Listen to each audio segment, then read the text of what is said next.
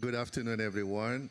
One of the rules of the Bergen Exchanges is that every panel must start on time. So here we go. This roundtable is titled Rethinking Peace.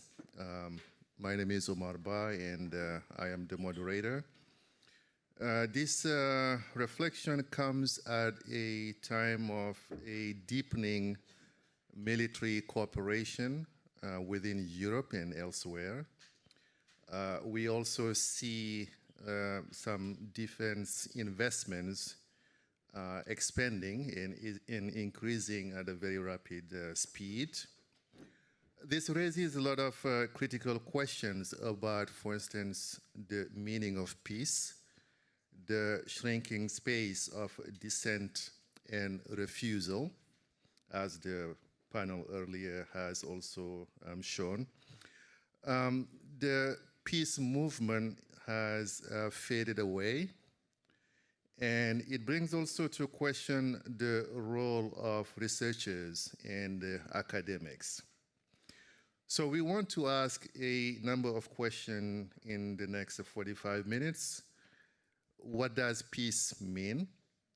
Who defines it? Peace for whom? Security for whom? What are the moral, political, and social responsibilities of researchers and academics? Are there alternative visions of peace in time of re-militarization and all-out securitization? How do we reclaim space for debate, for new imaginaries, and for refusal to be co-opted within militarism and securitization? With me, we have Kristin Bergtora Sandvik, who is a professor of humanitarian law and social legal studies at the University of Oslo and the Peace Research Institute. So Kristin will provide some introductory remarks, and then we'll have plenty of time to take questions from the audience and engage with these questions. Kristin? Yes, thank you. And thank you for the Bergen Exchanges for having me and for the introduction. So I really welcome this as sort of an open workshopping format, and I hope you guys will engage with your comments and thoughts. So this is going to be, my remarks introductorily are going to have a Europe focus, simply because my concern about this started out of a puzzlement with the lack of discussion about military procurement in Europe. And we're going to get back to procurement, but it's sort of pretty technical, so I don't know anything about procurement anywhere else. so you'll excuse the geographical focus. So I think we are in a period with very rapidly shifting, I was going to call this threat landscape, but I'm just wondering if I should call this threat cost landscape. You know, today, Ukraine might have to give up a lot in Washington, D.C.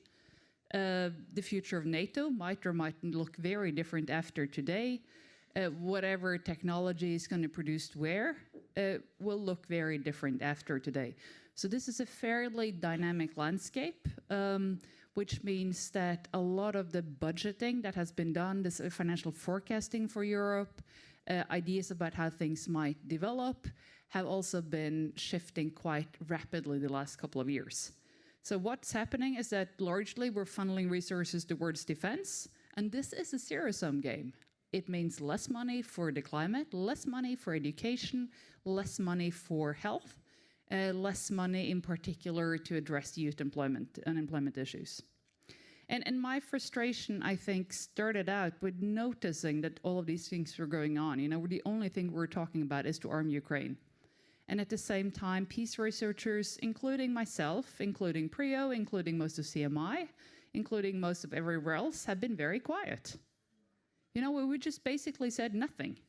And I think partly because we do think that procurement is pretty boring. Can I just take a hand? Has anyone ever done a research on procurement in the audience? Would anyone like to do a doctorate on procurement in the audience? I ask this question every week now. In Arendal last week, I'm going to ask it at Prayer Wednesday, and then I'm actually going to travel around Norway to see if I can finally find someone who wants to do dissertation in procurement. But it's also, if you do sort of a scholarly search, you find literally nothing globally. There's almost no critical legal research on military procurement, defense. There's very little knowledge. In humanitarian field, there's one article written by a CMI scholar actually on humanitarian procurement and law from 2008. So there's just a massive, it's like we haven't paid attention. These peace researchers have kind of fallen off. And so we've started this small initiative called CRITPEACE, which is a bunch of Nordic peace researchers trying to sit together and figuring out what all of this should mean for our region and trying to forge a more kind of public and self-critical conversation. So the Nordic countries, we've been sort of exporting Nordic peace for a long time without really actually talking about what it is. It's just Nordic peace, it's great. Yeah, can't you see it's very peaceful, beautiful. But it's sort of the lack of rigor in our own research communities that we're also trying to deal with. So I'm gonna just, for my remarks, I'm just gonna sort of open the floor for you in terms of 3 issues that I've been really struggling with, and I haven't kind of, obviously no solution in sight. The first one is how we define peace. I mean, literally Bergen Exchanges is about how we define peace. It's about struggling for peaceful coexistence, struggling for resource access, struggling for citizenship, struggling for social justice. But when I was going to say I was little, but this is before I was little. We talked about the difference between absence of war and then structural peace. This is a fairly well-known dichotomy.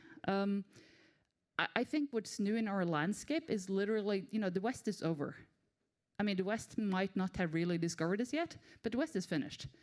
So we're looking at sort of a new world where peace has to be made with different stakeholders around the table, with different trade-offs, maybe with different languages. But also inside Europe, the European community is alive and well and maybe even has some mojo back. But we do struggle to figure out how we have this conversation about defining peace. I'm from the 90s. We thought it was the end of history and it was going to be great. But we also thought that if we only speak to each other for long enough, we'll get to a consensus. Eventually you will be convinced by my amazing arguments. Then, Norway's had a little bit of a 25 years of traveling around and trying to, foist its own solutions on everyone else. I mean, the sort of the slightly imperialistic rhetoric of Nordic peace. Norway is a peace nation trying to build, but also maybe assuming, we all had these discussions in human rights development studies, moving solutions, imposing solutions. And then we've had maybe a good uncomfortable a decade of cancellation. I mean, I've really tried to cancel some people. I'm sure you have too, and you probably have been canceled. And it's not fantastically fruitful. But also, I think literally it's over. People are not accepting it anymore, whether it comes from the left or from the right. I mean, we are in a new discursive landscape. So when we're going to define peace and define who gets the peace, who gets to be seen as a threat, it is really sort of new cards. The second point is that, understanding the peace movement. So at least in Europe, since, the 18th century, we've had active peace movements. We've had people throwing them on the streets, marching for peace, not anti-war, but for peace, actively claiming, citizenship and claiming the right not to send soldiers, not to starve, to hold their sort of governors accountable. But this peace movement has obviously fluctuated, but also I think over the last 2 decades, partly as a result of a sort of Cold War success, largely disappeared. I would probably say that the last time we saw this was around Iraq invasion 22 years ago. And obviously the old peace activists sort of died out. I mean, literally died out. Part of the existing peace movement have been infiltrated, but also has had a lot of political problems in getting organized, I would say, specifically focusing on Germany. But it's also, are we, maybe I'm looking the wrong way. So if I look out the window, any window in Europe now, you see young people in solidarity with Palestine, often at fairly great cost to themselves in terms of their future opportunities, their access to education, and money. I mean, they could be working. And maybe this is the peace movement. You know, I am quite hopeful when I see this. At the same time, it's very much a single-focused social justice issue. I mean, there are many other causes out here, as we hear today. So the question is, how do we build all of these together as a coherent peace movement, if that's what we want to do? I mean, and then, you know, the climate activists, that's also an idea of peace. But also I am a little bit concerned at the moment that we're losing that history, right? So most of us have a very shaky grasp of the history of peace movements and what we can learn, because they have been so sidelined as kind of something that's old, something that was done in the past. So I've made a bet with a colleague that I'm going to host a seminar called Johan Galtung's Hologram this year, where I'm going to get old peace researchers to talk about, you know, the 60s and 70s and 80s. But we'll see. But I do think that there's something for us as academics and activists in trying to learn from the past, see what went wrong, but also how peace was conceptualized in these movements. And my third sort of point is the role of peace researchers. So a lot of things are new. I mean, Rachel talked about relationship to technology. Obviously, you know, most of us are now acutely skeptical, but still too sloppy. And you know, we are running risks all the time. We're running risks that we didn't think we would, but we're also being targeted, you know, strategic litigation against public participation. I actually wrote a law review article that we had the university use a lawyer on the article before we sent it to peer review. This was an Australian university. We were afraid of being dragged to court in the UK. I mean, and you know, and European researchers are largely very safe compared to everyone else. It's the loss of funding if you don't behave, but also in Norway, the parliament has voted that it doesn't want to sort of fund peace research, right? So and then there's a general chilling effect of everything.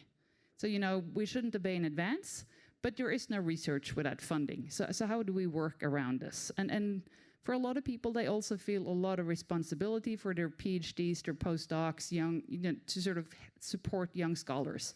So it's a kind of a complicated picture in terms of, you know, how the researchers deal with funding opportunities and active public engagement. And then, of course, there is, I'm trying to coin this. I framed Palestine McCarthyism this morning, but I think that only makes sense for people born before 1980. So McCarthy was a very violent anti-communist who made lots of lists and spied on everyone and made sure they were excluded from American political and economic life. But you know, some similar things are happening in Europe today with pro-Palestine activists. There's a lack of also a lack of relevant competence among peace researchers. I know this is going to be very controversial. I work on Sami issues at my faculty. We try to get the University of Oslo to be sort of, you know, the majority. You know, if you're going to reconcile, the majority has to do something, you know, and the majority isn't so willing to do something. But I've made an inventory of comparing the number of doctoral dissertations and master degrees on Colombian indigenous people and the Sami. So there were tons on Colombia. You know, not many on Sami, and then, you know, enormous amounts on Uganda, for example, right? So that's sort of geographically lack of focus. But also, I mean, procurement is a bit boring. But that's, you know, where the power is, the money is. And we've been looking away quite willfully. You know, I do think that there is a laziness gap in social sciences and in peace research in particular. We haven't really been willing to sort of look where the action is. Because it might be, you know, it might require us to get new skills, to acquire a different toolbox, to collaborate with different partners. So I'm also a little bit concerned that we're not as competent. We don't bring what we should bring to the table at this very moment to be effective peace researchers. And then finally, there's this defense research program issue. So the Secretary of Defense, Marte Gerhardsen, she had a talk at the Defense Research Day in June this year, and she said, well, researchers are, and I'm freely paraphrasing, researchers are going to have to get used to a new day, as will military people, because they're going to have to collaborate. It's going to be a little, challenging for each, but everyone is going to have to adjust. And then there was, the question of what that adjustment means in terms of classified research, in terms of being screened. What does it mean if I'm a qualified researcher, but I've been visiting so-and-so, I'm married to so-and-so, my kids go to school in this and that country? Does this suddenly mean that I'm unqualified as a researcher? Can I not share do I have to get rid of my old research partners because they belong to, I don't know, the Russian opposition? What happens to the research I produce? Will I no longer be able to share this research freely, although it doesn't seem to be acutely sensitive? And the concern isn't for research that should be classified. A lot of research should be classified. But that sort of overreach, that we end up with a lot of publicly interesting research that is sort of shielded because it falls under the umbrella of defense research. And we need to discuss this, I mean, I think that the head of NUPI managed to sort of have a comment, but I don't think CMI was present, Priya wasn't present, and none of us have really sort of loudly debated this afterwards. So unless we engage in these debates, we're going to be chucked off the table. And this is what worries me, that we're sort of asleep at the wheel a little bit as our futures as free academics are being changed. So that was the tree. Thank you.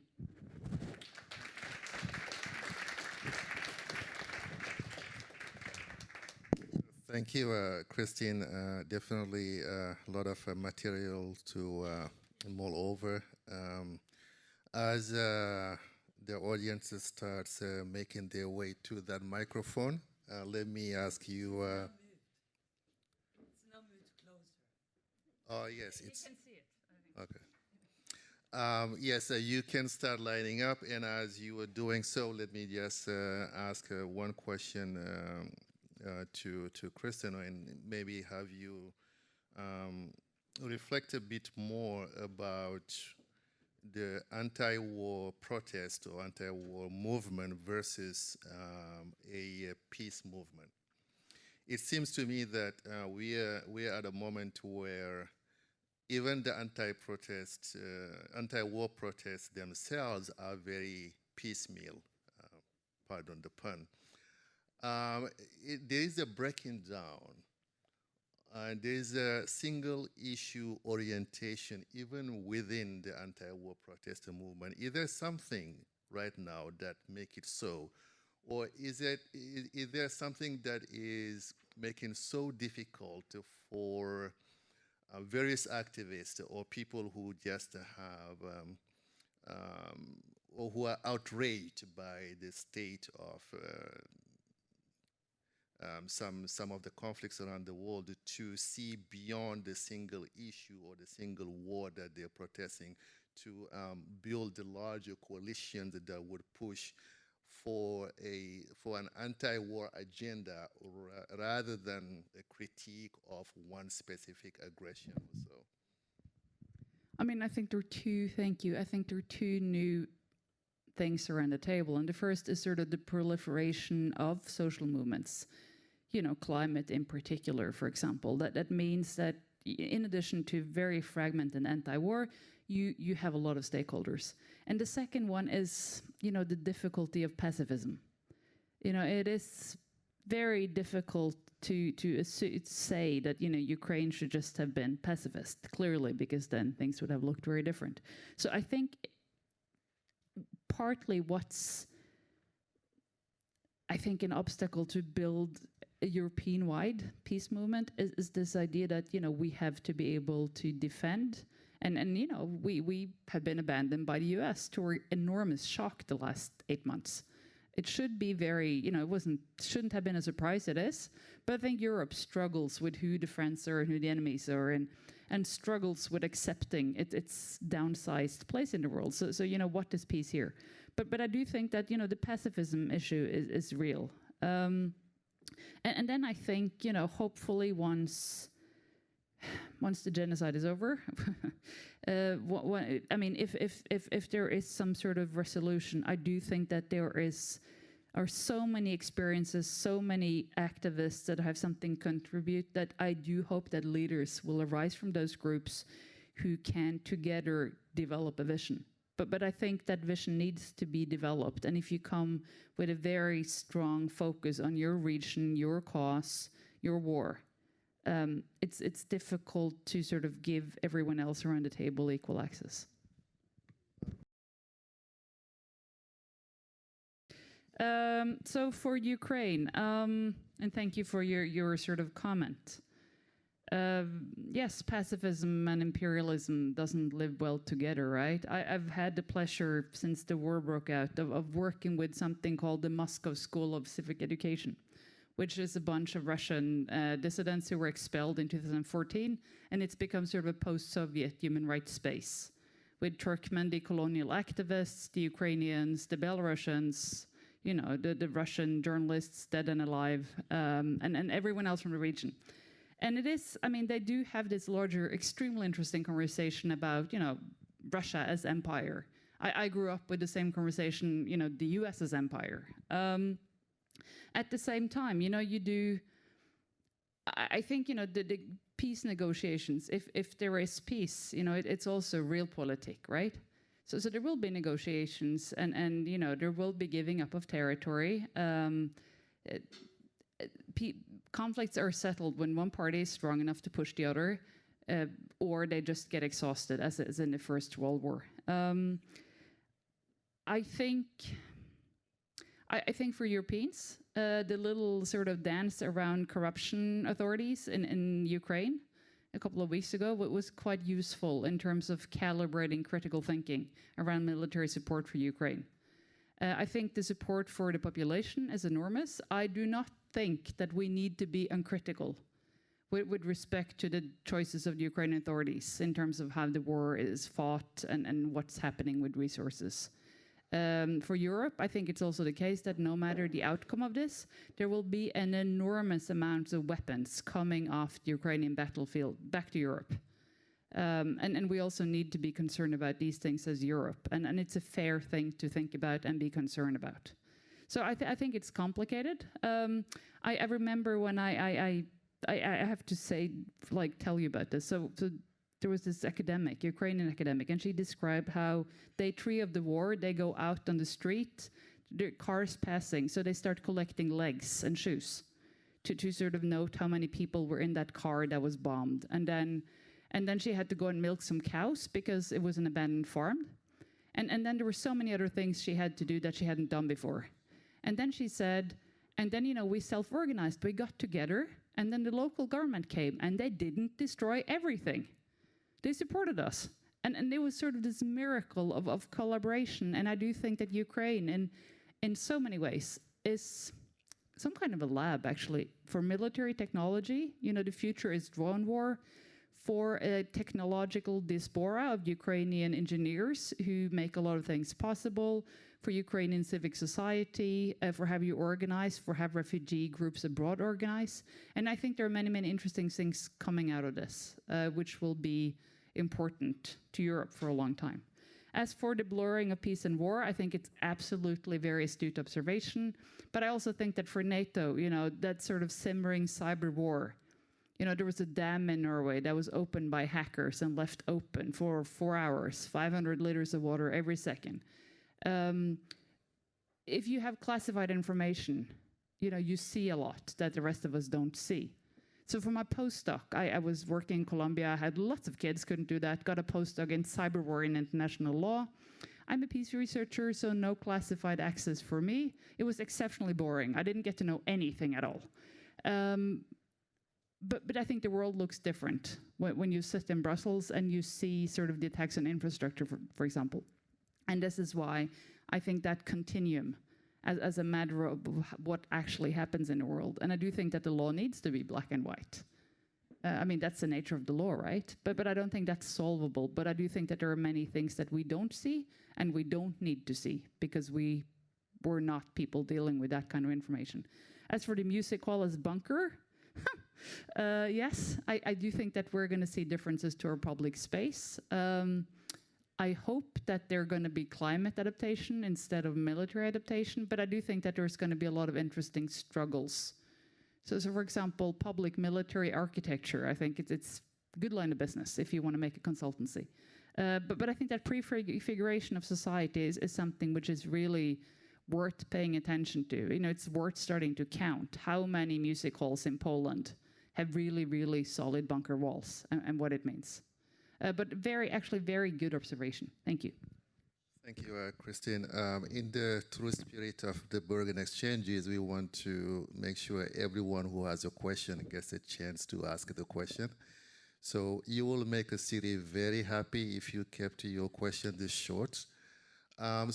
Yes, so let's collect questions from everybody who is standing in line, and then Christine gets to answer. Yes, and gets to pick which ones to answer, depending on how much. Yes, we have 10 minutes. So that's the seconds. Yeah. Okay. Good. Great. All right. Let's go. Thanks. All right. Well, you get a whole 3 minutes and 22 seconds. But I can do that. I have to say thank you for the last very eloquent intervention on procurement. I think sort of all your skepticism is what we need to, you know, I sort of start out with that too. This is not what I want to use my human rights skills on. But we have to do this, you know, we have to get better. So you might or might not be able to get the Gaza Humanitarian Foundation for war crimes, but it's probably more effective to start getting them for violations of labor law, corruption, embezzlement, tax, everything else. So more technocratic lawfare, I say. Technocratic lawfare, which means that we need to know these things, you know? So maybe it's not so sexy for your human rights master's program to force them to do procurement law, but this is what they need to know. People need to know. And the private sector isn't going away, right? So, I come from the humanitarian sector, right? We need to skill up. We need to be able to deal with this so use contracting, for example, as a vehicle for holding someone accountable.